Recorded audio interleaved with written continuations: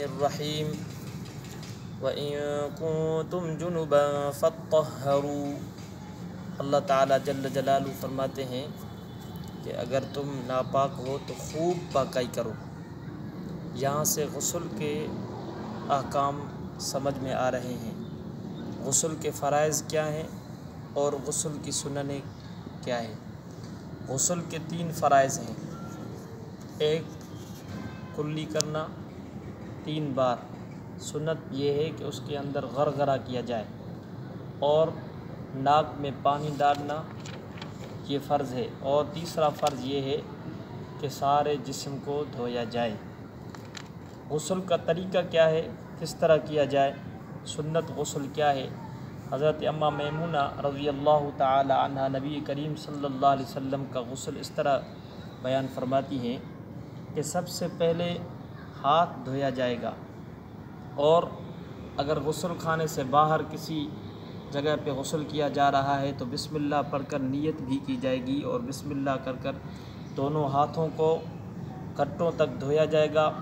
پھر دونوں ہاتھوں سے ناپاکی کو دھویا جائے گا، جس جگہ پہ ناپاکی لگی ہوئی ہے پلیتی تو اس کو دھو کر، پھر اس کے ساتھ جو ہے شرمگاہ کو دھو کر وضو کیا جائے گا۔ کیا کیا جائے گا؟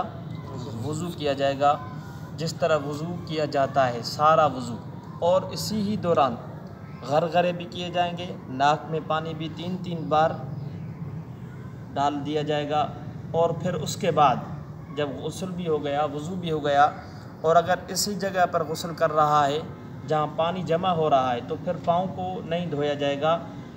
پھر جب وہاں سے نکلے تو پھر پاؤں کو دھونا چاہیے، کیونکہ وہاں گندا پانی بھی محفوظ ہوتا جا رہا ہے، اس لیے پاؤں نہیں دھویا جائے گا۔ اس کے بعد جو ہے جب وضو بھی ہو گیا، سب کچھ ہو گیا، تو پانی جو ہے وہ سر پہ ڈال دیا جائے گا۔ کس پر ڈال دیا جائے گا؟ سر پر۔ اس کے بعد دائیں جانب یہاں سے، پھر بائیں جانب، پھر اسی طرح سارے جسم کو دھویا جائے گا۔